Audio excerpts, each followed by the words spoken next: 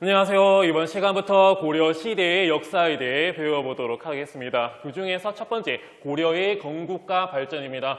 이번 수업의 목차를 보면 첫 번째는 후삼국 시대가 어떻게 전개되었는가에 대해 배워본 다음에 두 번째는 이 후삼국 시대를 통일한 고려의 국가 기틀이 어떻게 확립되어 갔는가에 대해서 왕들의 정책을 중심으로 배워보도록 하겠습니다. 먼저 후삼국 시대입니다.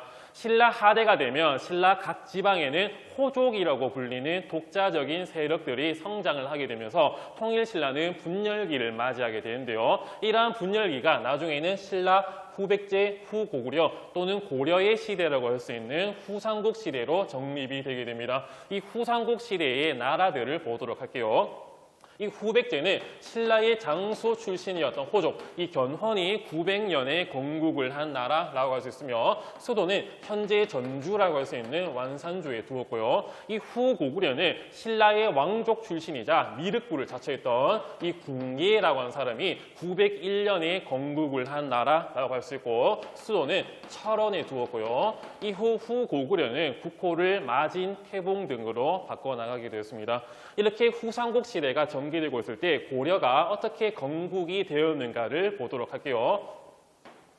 이 궁예가 왕권을 강화시키는 과정 속에서 누구인가? 나는 미륵이니라 이런 식으로 호족을 탄압해 나가기 시작을 했거든요. 이에 따라 궁예에 대해서 불만을 가진 호족 세력들이 증가를 하게 됩니다. 이에 따라 궁예의 부하였던 또 송악 즉 개성의 호족이었던 이 왕건이 여러 호족과 함께 궁예를 내쫓고 918년에 고려를 건국하게 되면서 고려가 후삼국 시대를 이끌어 나가기 시작을 했거든요. 이 고려는 또 송악의 수도를 두게 되었습니다. 이러한 고려의 후삼국 통일 과정을 보도록 하겠습니다. 신라에 대해서 후백제는 상당히 공격적인 태도를 보인 반면에 고려는 신라에 대해 친신라적인 정책을 펼쳐나가게 되고 이에 따라 신라의 마지막 왕이었던 경순왕이 고려에 항복을 함으로써 고려는 후삼국을 통일할 수 있는 정통성을 가지게 됩니다. 또 나중에 후백제군을 1, 2천 전투 등등에서 격파를 하고 936년에 후삼국을 통일을 하게 됩니다. 이렇게 고려 시대가 만들어지는 과정에 대해서 봤고요. 이제 이러한 고려의 국가 기틀이 어떻게 확립이 되어 갔는가를 왕들의 정책을 중심으로 보도록 하겠습니다. 먼저 드라마로도 유명했던 태조 왕건입니다. 태조 왕건이 후삼국을 통일하는 과정 속에서 호족들의 힘을 많이 빌렸거든요. 이에 따라 호족들을 자신의 세력으로 통합시키기 위한 정책을 많이 펼치게 됐고 또 고려가 건국이 되고 통일된 이후에도 이 호족 세력들을 무시할 수 없었기 때문에 이 호족을 통합하는 여러 정책들을 펼쳐나갔고요. 또 이러한 호족들이 언제 뒤통수를 치고 반란을 일으킬지 모르기 때문에 호족들을 견제하고 통제하는 정책도 함께 펼쳐나가게 되었습니다. 먼저 이 결혼 정책인데요. 쉽게 말해서 왕건이 호족이 딸과 결혼하는 정책이라 할 수 있습니다. 우리는 이제 하나의 가족이야 반란하지 마 이런 식으로 해서 호족의 딸과 왕건이 많이 결혼을 하게 됐고 심지어 나중에는 왕건의 부인이 29명이 있었다고 전해지기도 합니다. 이런 결혼 정책과 함께 유력 호족들에게 이 왕시성을 하사하게 됐거든요. 이 대구의 이 지산동에 조중훈이라는 하는 호족이 있었는데 이 호족을 자기 세력으로 만들기 위해 너는 이제 조중훈이 아니라 왕중훈이다. 우리는 하나의 일가족이야. 반란하지 마. 이런 식으로 호족을 통합해 나가고 결국은 후삼국을 통일하는 힘을 마련하게 됐고요. 또 나중에는 이 역분전이라고 해서 수조지를 이 후삼국을 통일할 때 호족이 얼마나 공을 많이 세우는지에 따라서 이 역분전이라는 수조지, 즉 땅을 지급하게 되었습니다. 이런 통합 정책과 함께 통제 정책도 펼쳐나가는데요. 이 첫 번째가 이 사신관 제도라고 할 수 있습니다. 신라의 마지막 왕이었던 경순왕이 고려에 항복을 하자 경순왕 김부를 경주의 사신관으로 삼았다. 이런 기록이 남아있기도 하거든요. 중앙의 수도 개성이 있고 요 지방이 있었을 건데 이 중앙에는 호족이 관리로서 열심히 활동을 하고 있었는데 이 관리를 자기 지방 즉 자기 고향 출신의 사신관으로 임명을 시키게 됩니다. 이 사신관으로 임명된 관리는 자기 고향을 통제하는 그런 역할을 하기도 했고요. 두 번째는 요 기인 제도입니다. 쉽게 말해서 인질 제도라고 했었거든요. 지방에는 이 호족이 실권을 가지고 다스리고 있었는데 이 호족의 자제를 정책을 중앙 개성으로 인질로 보내는 정책이 이 기인제도라고 할 수 있습니다. 혹시나 지방에서 호족이 반란을 일으키면 이 아들은 죽게 되겠죠. 또 이 중앙에서 왕에 대한 충성심을 배우고 난 다음에 다시 지방으로 돌아가서 자기 지역을 다스린다면 반란을 일으킬 수 있는 가능성도 떨어지고 또 이 기인 제도를 통해 야 너희 지방 어떠냐 이런 식으로 자문을 구하는 역할이 이 기인 제도라고 할 수 있습니다. 또 나라가 통일되기 때문에 민생을 안정시키는 정책을 펼치게 되었습니다. 백성의 세금 즉 조세의 부담을 덜어주기도 했고 빈민을 부율하기 위해 요 흑창이라고 하는 기관을 설치함으로써 빈민 부율 정책을 펼쳐나가게 됐으며 또 북진 정책을 펼치게 됐거든요. 북쪽으로 나아가는 정책인데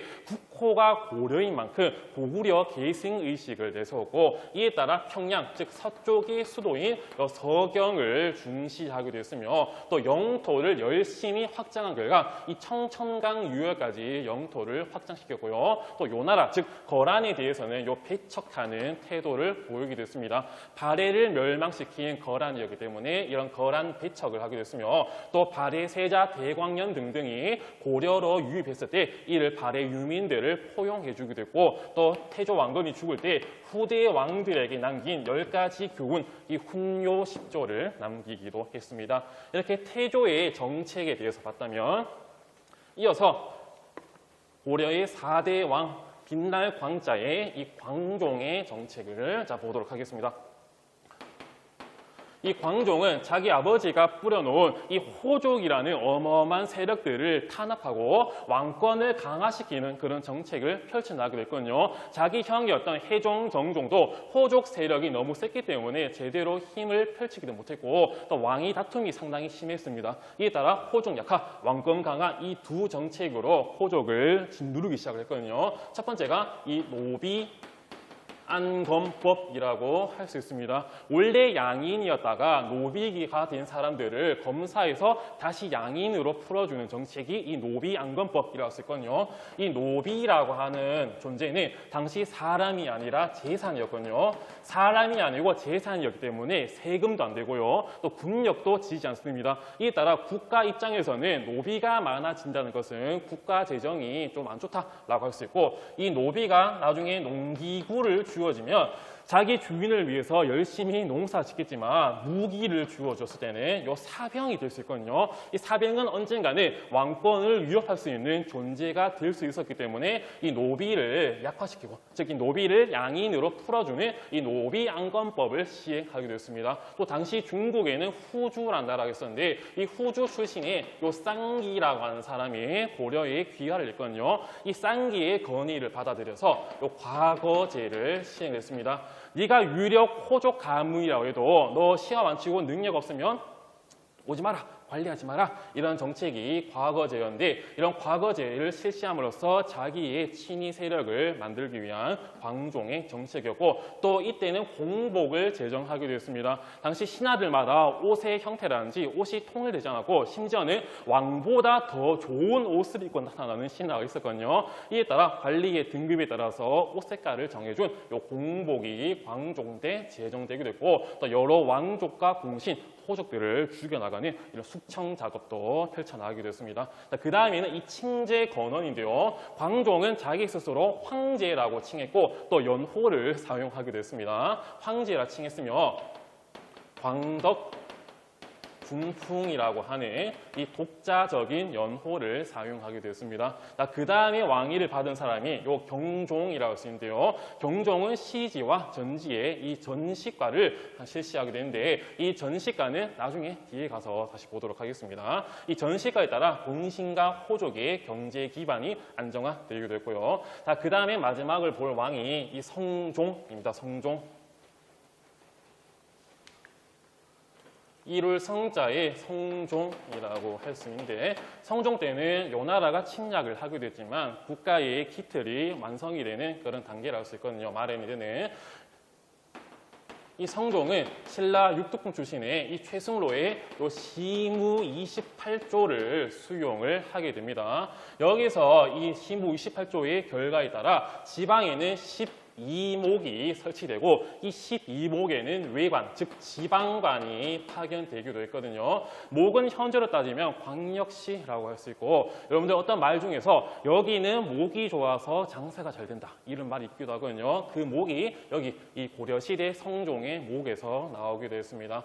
이에 따라 시무 28조를 성종이 수용을 하게 되고 유교 정치 이념을 바탕으로 통치 체제가 정비되었으며 나중에 문종 때에 이런 체제가 완성되기도 했습니다. 시무 28조의 내용을 보도록 할게요. 현재 22조 정도가 전해지는데요. 7조를 보면 수령을 나누어 보내어 백성의 이익과 손해를 살피게 하라. 요청하건대 외관, 즉 지방관을 두시옵소서. 이에 따라 12목이 설치되고 이 12목에 지방관이 파견된과 동시에 결국 지방을 다스리던 호족의 힘을 약화시키는 그런 결과가 나오게 됐으며 또 불교를 믿는 것은 자신을 다스리는 근본이며 유교를 행하는 것은 나라를 다스리는 근본을 구하는 것입니다. 자신을 다스리는 것은 내세의 복을 구하는 일이며 나라를 다스리는 것은 오늘의 급한 일입니다. 유교도 열심히 이끌어주세요. 이런 유교 통치 이념을 성종 때에 정비하기도 했습니다. 자, 이번 시간에는 고려의 건국과 발전에 대해서 배워봤고요. 다음 시간에는 고려의 통치체제 그리고 또 고려의 대외 관계에 대해 배워보도록 하겠습니다. 이번 수업도 열심히 들어주셔서 감사합니다.